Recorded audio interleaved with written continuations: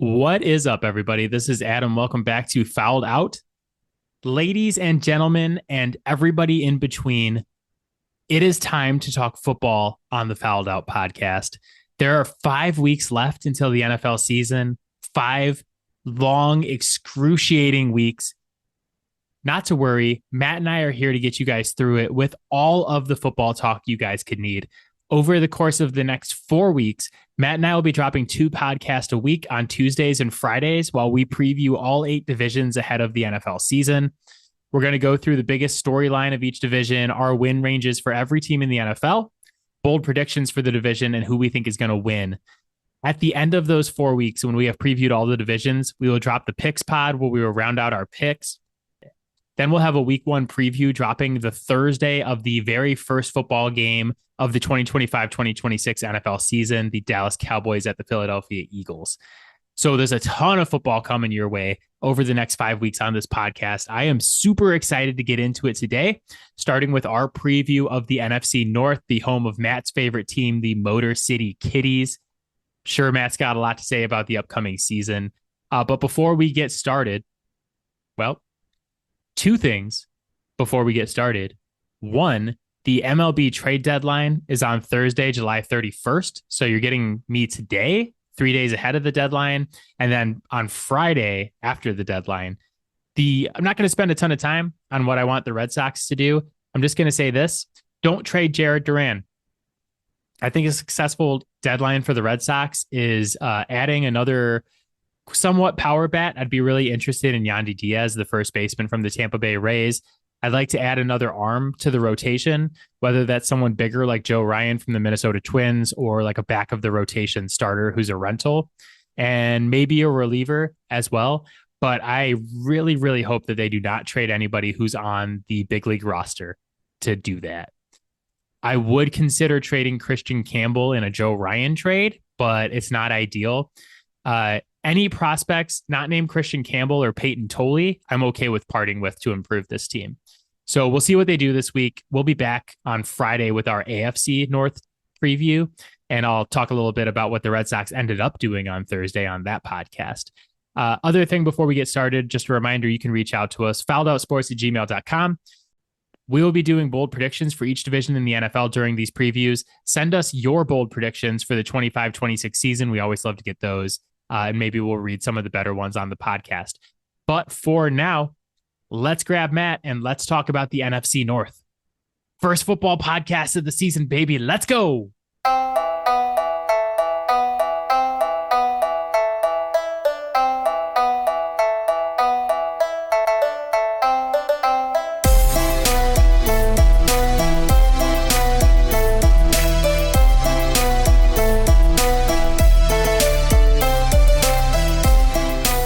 Matt is here. Matt, how you doing, buddy? Ready to talk about the best team in the NFL? You're talking about the Packers, right? No. I am ready to talk some football with you. So it's been a month since it was just you and me on the podcast. Yeah. Basically. And as much as I enjoy having Clint and Devin on, and thank you guys again for coming on and doing the rankings, going through the NBA top 30 with us. Mm-hmm. If you guys missed NBA top 30, go back and check out the last 3 weeks of podcast. Yeah. Some of those fun podcasts we ever do, honestly. Yeah. I think this year was the best so far. I think it was really good this year. There was 3 years to reflect on. Yeah. So, and as much as I enjoy doing it and having them on, though, when it's like it's nice for us to get back to being more intimate. It's you and me talking about football, which is basically the entire reason we started a podcast in the first place, was so that you and me could talk football. But we are going to start off our NFL coverage with our preview of the NFC North, as we do every year. And since it is an NFC podcast, you get to lead us off with your biggest storyline for the NFC North. I think it's kind of a continuation of a pretty big storyline from last year. Is Ben Johnson and Caleb Williams going to work, right? Because Caleb flat out wasn't good last year. He wasn't. There are a lot of reasons. in that organization why he was not, but he clearly was not polished enough to be ready on his own. And I know there's a lot of expectations for Ben Johnson to come in and kind of fix everything. People need to pump the brakes a little bit on that. Um, Not saying it can't happen, not saying it won't happen. Um, right off the bat, my biggest concern, the thing that Ben Johnson really like leans on in his offense is play action out of like under center formations. It's the biggest thing that the Lions have done in this offense for the last 3 years. And that is something that Caleb Williams has struggled with mightily. He was actually pretty good out of shotgun, but that is a radically different thing because you're not turning your back to the defense.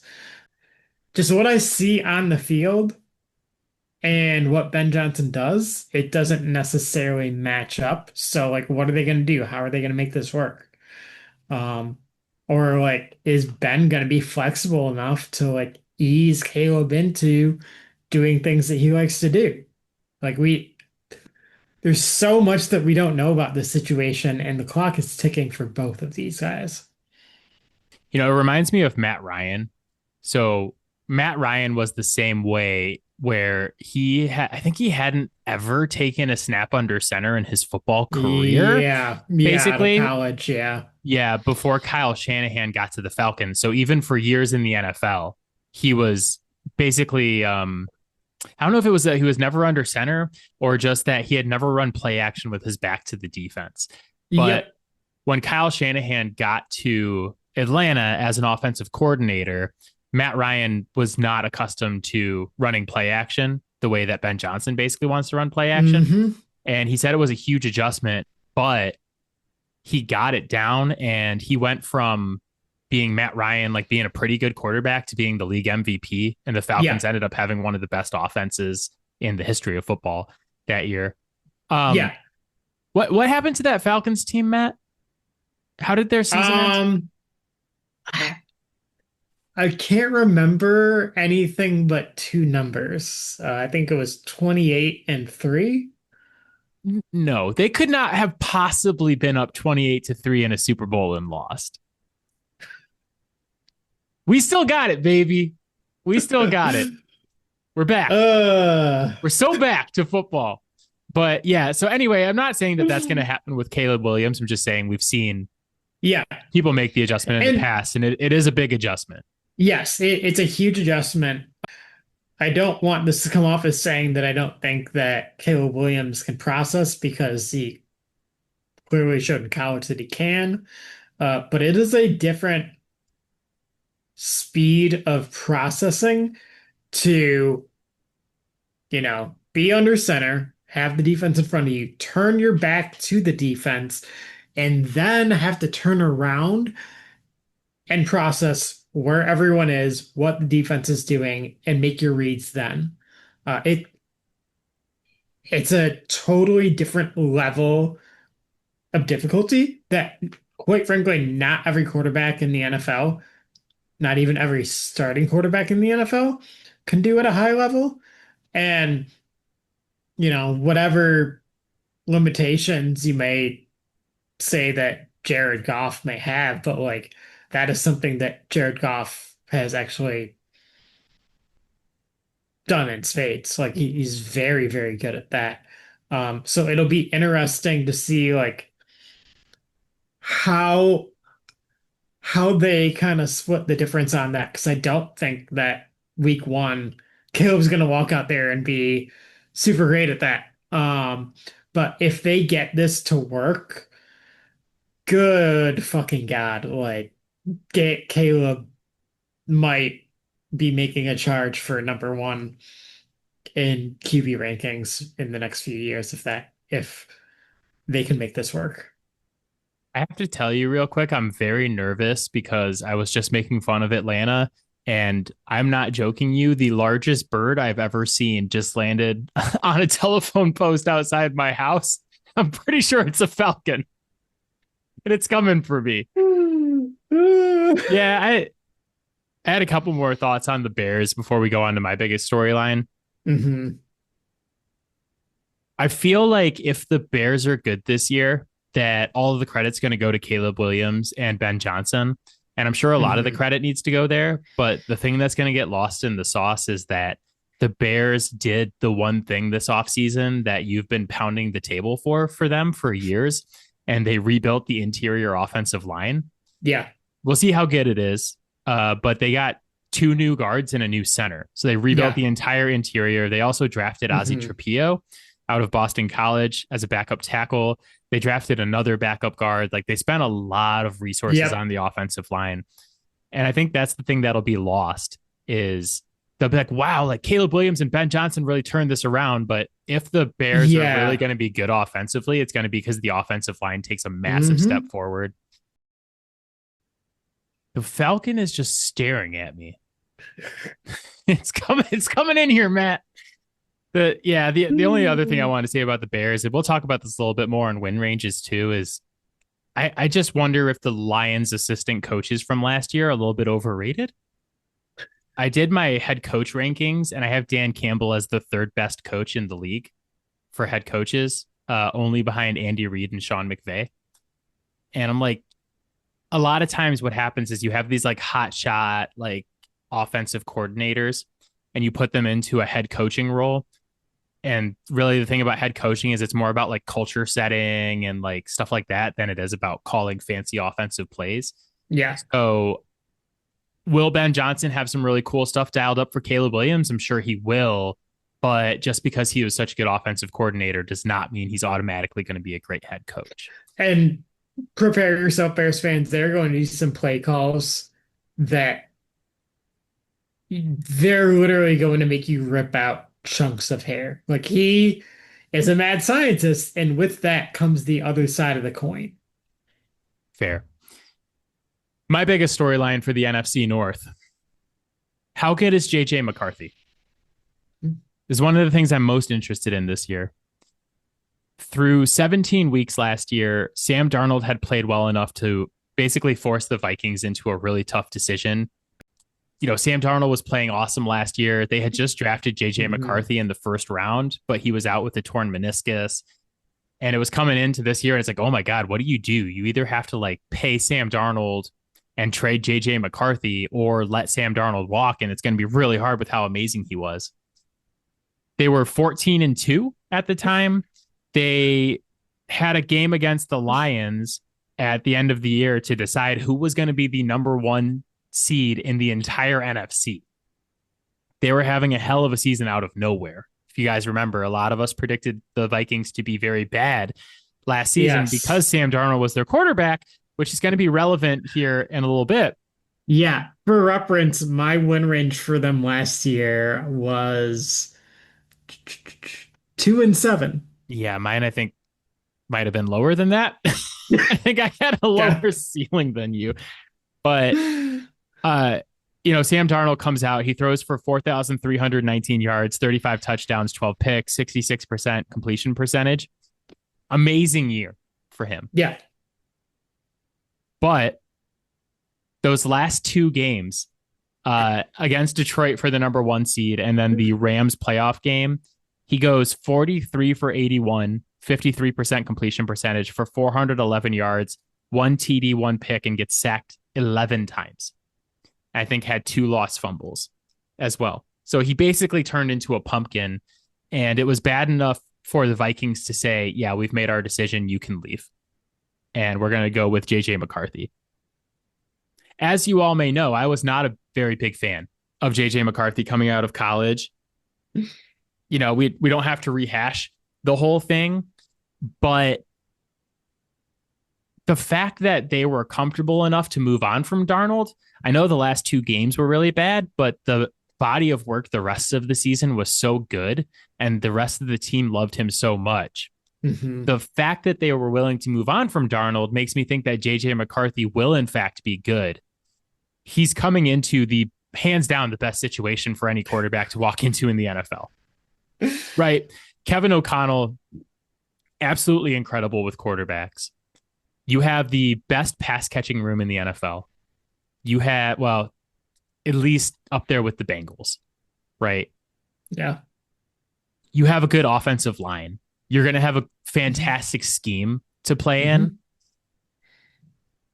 The only thing they're missing is a running game. Yeah, but they have Aaron Jones was good for them last year, and they signed Jordan Mason to kind of be the hammer. Their run game is below average. Yeah, it's fine enough. You could probably they have other guys they drafted who can probably step in. But considering the coaching tree, below average doesn't really cut it for what they want to do. Yeah. But my question here is twofold. Number one is, can JJ be good enough to lead this team to similar success to last year? They have a better roster around him than they had around Sam Darnold. Yeah. They made some big additions. They get Jonathan Allen on the defensive line. They added some offensive line help. Christian Darrisaw is going to be back this year after missing a lot of time with injury last year. So the roster around him is better. But question two is, can he be good enough to raise the ceiling of the Minnesota Vikings? The Vikings have kind of been the same story for a long time. They've been a good regular season team, but they're 3-8 in their last 11 postseason games. Yeah. Not a lot of success in the postseason. And say what you will about JJ McCarthy and say what I have said about JJ McCarthy in the past, but he is a proven winner. I think he was 22-1 at Michigan. Yeah. And showed up big time in the college football playoff. So he shows up when it matters. I don't know if he's going to be good. Still, before I saw what Kevin O'Connell did with Sam Darnold last season, I would be sitting here being like, JJ McCarthy is not good. But I have, strangely, he hasn't played a down of NFL football, and I have more confidence in him now than I had in him when he got drafted in the first round. I mean, I felt vindicated for believing in him when Kevin O'Connell decided to draft him. If that is who Kevin O'Connell is choosing, then yeah, I'm in. Like that, yeah, that's kind of where I'm at now, right now, too, is I'm like, oh God, they got rid of a dude who just threw for 4,000 yards and 35 touchdowns. Yeah. Because they believe in this kid. So I want us to be careful about this too, because I think the natural reaction is like, okay, well, we got to compare the stat lines. And I would say JJ McCarthy does not need to put up those same numbers last year for this to be a success. Yeah. We'll talk about their win range here in a minute. Yep. Because I think their number is shockingly low to me this season. Yeah. And that is honestly what scares me the most about the 2025 Vikings, is that Vegas has set their over-under so ridiculously low. Yeah. That makes me nervous. But for reference, the stat line that Darnold put up last year is almost exactly the same stat line that Justin Herbert put up in his rookie year. And that is widely considered to be one of, if not the best rookie season a quarterback has ever put out. So we need to keep that in frame of mind, because he has not played a regular season NFL game. Yeah. I'm not saying he has to be better than Darnold was last season. No. But I'm just wondering, if he has a worse regular season, but he's a better playoff quarterback than what we've seen out of the Vikings in the last couple of years, does that raise their ceiling? But I mean, if he looks competent and they have a winning record this year, do you consider it a positive year for them? Yeah, absolutely. Yeah, that's kind of where I'm at. Because I think so. At that point, sky's the limit. The one caveat I'll put on that is what happens in the playoffs. Yeah. I mean, he'll get a break because this is technically his rookie season. He didn't play at all last year, and he was out with a torn meniscus. But if he looks like dog shit, like Sam Darnold did, then I feel like a lot of Vikings fans are just going to be like, well, we're just stuck where we were. Yeah. And it may not be fair for a rookie in the playoffs. My thing is, though, too, is what we saw Darnold turn into is kind of what we've always seen out of Darnold.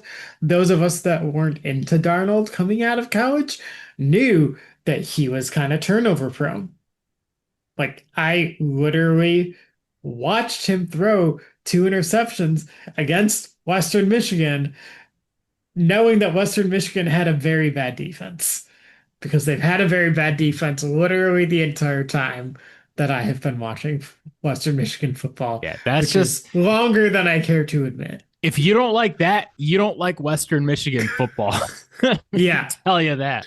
Yeah. And as much as I love Which, Western Michigan yeah. football, I do not like Western Michigan football. Yeah. But McCarthy has never been particularly turnover prone. So if he's not playing well, I don't think that's what it'll look like.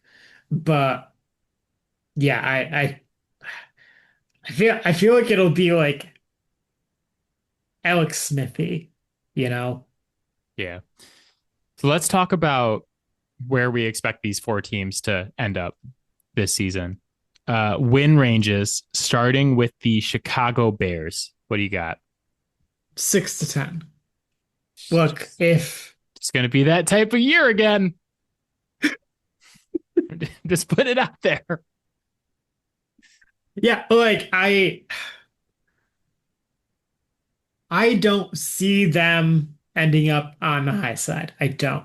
But if Ben Johnson can get Caleb Williams to play comfortable and start like utilizing the creativity that he used in college, then yeah, I can see them playing a last place schedule, like potentially getting, you know, 9, 10 wins, but I'm expecting 6 to 7.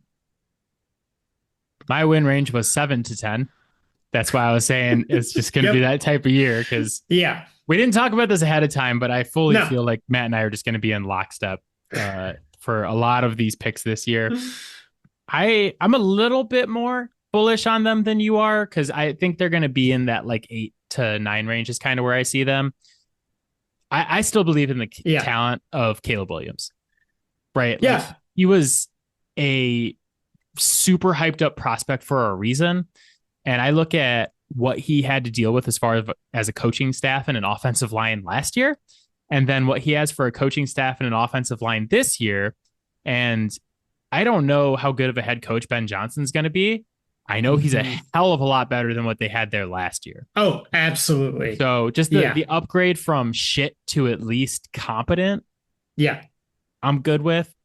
The offensive line, like I mentioned, they spent a lot of assets upgrading that, and they still have good weapons around Yeah. Caleb. I do think a big part of this offense is going to be how good can Romo Dunze and Colston Loveland be. Yep. Um, DJ Moore, we know what DJ Moore is. He's good. They added Olamides Zacchaeus, Luther Burden, Colston Loveland. They still have Cole Kmet, and then DeAndre Swift and Roshan Johnson are the running backs. Nothing to write home about at this point, but still like good weaponry around Caleb. Hmm. But like I said, like if this team's going to be successful, it's going to be based on that revamped offensive line. And I think people are going to like that's what's going to get lost in the sauce of a Yeah. 10 win Bears team. Honestly, fantasy, if you can get DeAndre Swift at some value, play him for like 3, 4 weeks, then trade him while his value's high, and watch his productivity fall off a cliff because he can't stay healthy. Yeah. Get So, Swift. If you're going to get Swift and do that, also get Roshan Johnson. Next team, the Detroit Lions. I have 12 to 15. Look, I know that everyone wants to pump the brakes because we lost two coordinators and then Ragnar retired and we lost Zeitler. Um, I firmly believe that the Lions have the best offensive line coach in the NFL and Hank Fraley. The proof is in the pudding there, I feel like. Um, but this is a team that won 15 games last year with like over 20 guys on IR at the end of the year. I cannot look at this situation and be like, oh yeah, like we should expect for them to maybe win five less games this year. Like that seems like a crazy overcorrection. I think they probably win 12, 13 games this year. I I don't see a Dan Campbell led team with this much talent winning less than 12 games. Like I know the schedule's tough, but also this is a team that like if they had had everyone last year, I still feel like that team beats the Eagles. Like they were that good. They were dominant on both sides of the ball. I have them at 10 to 14. So I'm not that much lower than you. Yeah, yeah. I do look at kind of the case you laid out, and I am pumping the brakes just a little bit. So I know I Yeah. said that their coordinators were like overrated as head coach candidates, possibly. We'll find out this Hmm. year. But the Yeah. fact remains that they were excellent coordinators. Oh yeah. No, So like I'm very high on Aaron Glenn as a head coach, actually. I'm not, just Because because he's coaching the Jets. right, right. But like in It just terms of can't like be. the job that he's going to do, and I think he is particularly willing to just kind of tune out as much of that New York noise as possible too. He did play there. He knows what he's getting into. But Kelvin Shepherd is literally the perfect replacement for him. Yeah, I think they'll, I already talked about this, is like I have Yeah. Dan Campbell as the third best coach in the NFL. Yeah. So I'm not like super worried about that. I just think it's going to be an adjustment for Yeah. them. I am more worried about the offensive line. Yeah. Ragnow was an all pro like every Yeah. year, pretty much. Hmm. And you're going to a rookie. I really like Tate Ratledge. We might be going to a rookie. I think Glasgow's probably going to move to center. Okay, there's potential for that too. Like Yeah. I really like Tate Ratledge though. I was Yeah. talking about this at work today because one of my coworkers was like, "Yeah, he looks like a teenage dirtbag," and I was like, "That's exactly what you want in Yes. your offensive line. If you show me an offensive lineman with like a Yeah. nice tidy haircut and no facial hair, I'll show you a bad offensive lineman. You give Right. me one with a mullet and a beard, and I'm like, fuck yeah, let's Yeah. ride. We Yeah. need mullets, facial hair, and attitudes, and that's what Tate Ratledge has. Yeah. No, I'm pretty high on Tate. I do think he will eventually be the center. It's just not gonna I don't think it's gonna be at the start of the season. Yeah, It might be mid-season. They might give him the whole season to just get ready and then switch over. Because that's what the Lions actually obviously before Dan Campbell, but like that's what they did with Frank Ragnow. He started at guard yeah. and then he moved to center. The thing about moving Glasgow inside, though, is that you're already projecting it starting a 2024 6 round pick at your other guard spot. A 6th round pick that played absolutely lights out. Yeah, yeah, but it's still like Like, I'm still in like yeah. wait and see mode, and I just think I you're going I from don't think those that were not Lions fans understand how good Mahogany is yet. the He's gonna make himself a lot of money. good. Then maybe I don't need to be as worried about the Yeah. offensive line, but I still look at it as like you're Yeah. replacing multiple Hmm. pieces. I'm a little Yeah. unsure. I think like Yeah. going from being the best offensive line in football the last couple of years to now being elite still, but Hmm. not the best. It's we were just talking about the upgrade Yeah. from like being shitty to being competent. This is like the downgrade from being the very best to being one of the best. Yeah. Just like that combined with the fact that I just don't think you're going to win 15 games 2 years in a row in the Yeah. NFL Nope. No, is I don't think it's likely, but also like I'm gonna look at that last year and be like, okay, if we don't have the same horrid injury luck, like, am I really gonna say that they can't do that again? yeah. Like, come I, on. I I just think it's more realistic they're in that like 12 to 13 win range Yeah. that you And mentioned. that's what I So expect. Yeah. yeah, so that's why I have 10 to 14. But Yeah. They showed us who they were last year, and I'm not gonna forget that. I've already smashed their over. Their Yeah. over under is 10.5. Like, yeah. I Yeah. forgot to mention the Bears is 8.5. So you had 6 to 10 on the Bears. I had 7 to 10 on the Bears. 8.5 is like right there. Yeah. Lions is 10.5, and it's one of my favorite bets every year. Basically, is I'm like, I was smashing that shit. Oh yeah. Uh Team 3, Green Bay Packers. The team that Matt called the best team in the NFL. Did I though?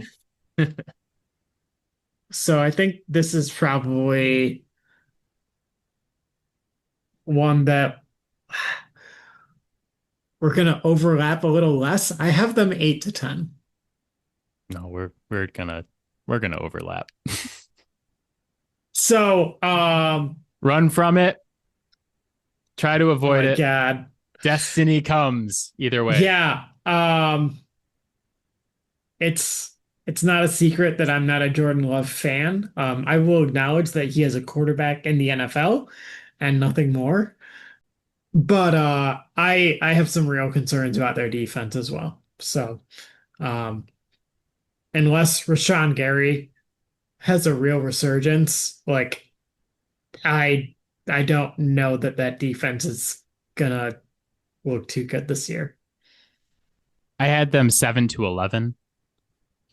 There, I sandwiched you. Their over under is 9.5. I actually had them lower initially because I forgot they won 11 games last season with Jordan Hmm. Love being out for multiple games. I'm typically higher on Jordan Love than you are, but I ranked all the quarterbacks in the NFL and came up with Jordan Love 15th. And I still am taking my victory lap on Jordan because he's been a lot better than I think anybody else expected him to be, aside from me. But I think what we've seen the last couple of years is we just kind of know what Jordan Love is like big throws, going to make some good throws. So he's going to turn the ball over a lot as well. You just kind of got to live with that. Right. But the big thing for me is that I think we both expect the Bears to be better.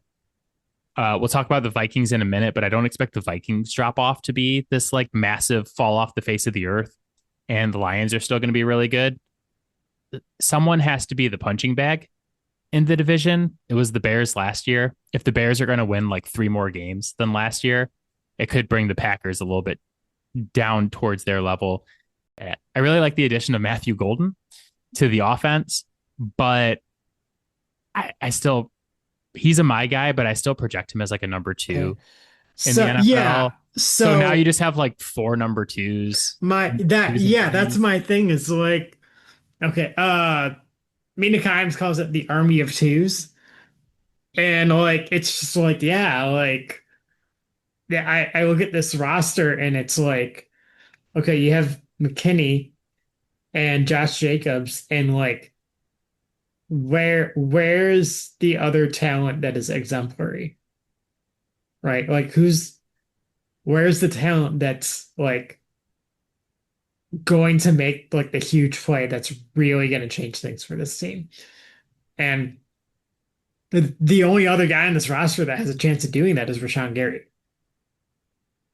Quay, I would say Quay Walker is pretty good, but Mm, mm, mm. Quay Walker and his lack of emotional regulation has probably lost them more games than he has won. that's fair. Yeah, I kind of am in the same spot where it's like eh, the overall roster talent to me is just not massive, and Yeah, cutting Jair Alexander during the offseason I think hurts. I know I know you think he was yeah, overrated, but still having like a top 10 or a top 15 corner and now yeah, not having that is painful. yeah. I know that the injury stuff was a big thing with them, and they probably saved a decent amount of money with that. It's like that's fine, like that in a vacuum, I can understand. Um, but when your answer to replace him is what, Nate Hobbs? Like Nate Hobbs is fine. He's a guy. Like he can be part of your rotation. That secondary is Xavier McKinney and a bunch of guys. Yeah. Yep. I think we're on the same page again. Actually, I'm surprised that I had a lower floor for them than you did. Yeah, You surprise me every year. I mean, I think that at the end of the day, LaFleur and that running game, playing a third place schedule is gonna be enough for them to probably get to 8. Yeah, if I had to pick a number for them, I would probably say 9, 9 and 8, 8 and Yep. 9. It's like the coin flip right there. So Yeah. we are aligned. Let's Yeah. see if we go 4 for 4. The Vikings of Minnesota. Um, Oh, did I give I the pack? have Did I give the Packers over under uh you did not know. 9.5? It's high. Okay. It's really high. Yeah. It's 10 wins. Yeah. Minnesota Vikings. All right. Minnesota Vikings. I have 8-11. Oh, fuck off. I have 8-12. We do this every time.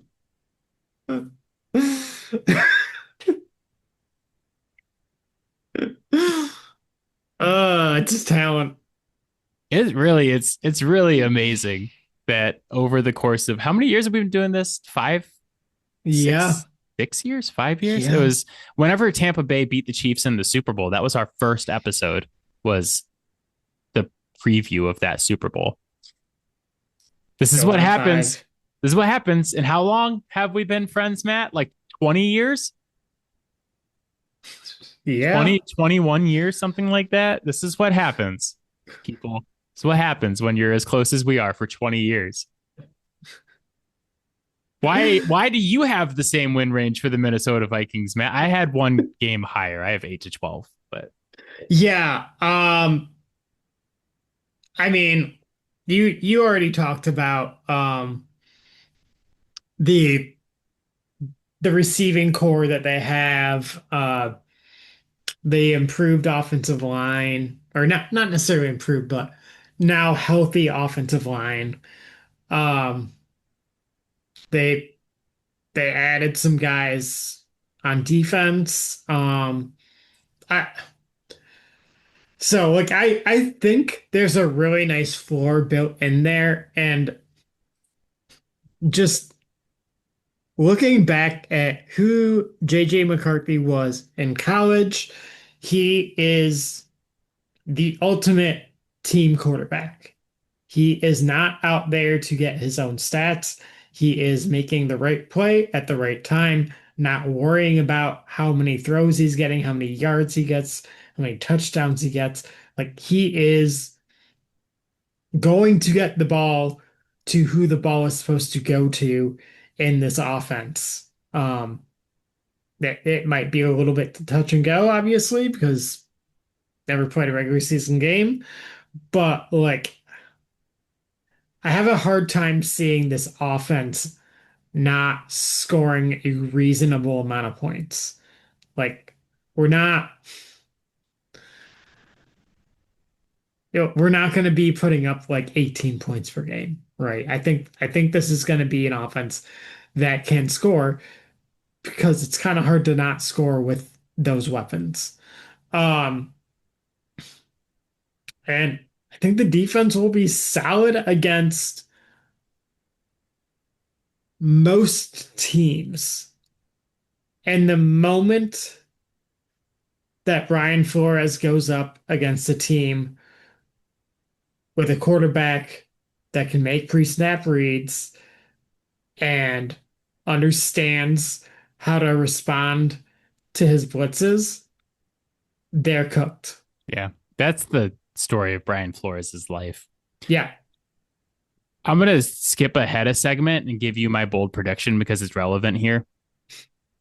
Minnesota scores more points with JJ McCarthy at quarterback, but wins less games. So they won 14 games last year and scored 432 points, which was ninth in the NFL last Mhm. season. I think the offense is better this year. I think JJ is going to be good, which like pains me to say because I didn't love him in the draft, but like just the fact that Kevin O'Connell believes in him enough to be like, yeah, we're good without Sam Darnold, who that clubhouse loved last year. They loved Darnold. The players. Do you think that they use him in the run game to kind of supplement the like obviously they haven't had a great run game and look, nothing against Jordan Mason, but I don't think Jordan Mason is a ceiling raiser for that run game. He's just not. That's not who he is. I like Jordan Mason as a rotational guy in the run game, though, because yeah. Aaron Jones is not like the hammer to pick up the short down, like tough situation yards necessarily anymore. Well, and he's certainly not a spring chicken. So. Yeah. I like that they have someone that they're like, run in that pit. Get up in that pit, Jordan Mason. Vince. I see them. Yeah, I think about that every time. I'm like, why is Dickie running into the pit? I do think we see like them use JJ McCarthy to a degree in the run game just as a threat. Yeah. Like maybe you mix it in a bit, but I think they're going to be cautious with it at the beginning of the season coming off that torn meniscus. Yeah. Yeah. I mean, he's one of the silver linings is that how early that happened. So he should be pretty stable in that. But I'm curious how much, if any, they use him in the preseason. I will be keeping a close eye on that. Yeah. Who do you have winning the NFC North? This might surprise you, but I have the Detroit Lions winning the NFC North. Shocked Pikachu face. Seeing as I had their floor higher than I had any other team. Anybody else's ceilings? Yeah, it's fair. I also have the Detroit Lions winning the NFC North. I feel like that one is still a layup. Did we do bolts? Oh, we didn't do your bold. No. I gave mine. What was your bold prediction? I had that the Packers will have a bottom 10 pass defense this year. Yeah, I just agree with that. I just think that that's factually correct. On passes between 10 and 19 yards, like throughout like air yards. There was a 40% rate of those like becoming explosive plays. That's insanely bad. That was the second highest in the NFL. Yeah, and now the defensive backfield's only going to get worse. Yeah. Literally the only thing that held that defense together last year was Xavier McKinney. Is it too late to drop my floor for the Packers? I don't love it. So we both have the Lions winning the NFC North again this year. But for now, that is it for us. As always, Fouled Out can be found on Spotify, Apple Podcasts, Pocket Cast, Overcast, anywhere you get your podcast. You can hit us up on Gmail, fouledoutsports@gmail.com, and you can find our videos on TikTok at Fouled Out Sports Podcast. It is a long name, but you can't miss it. Join us on Friday this week for our preview of the AFC North.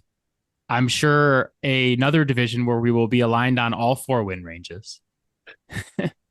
But there's only one way for you to find out, and that is for you to tune in. But for now, we will see you guys Friday. Yep. Bye, guys. Bye, guys. Bye, Mom. Bye, Robin.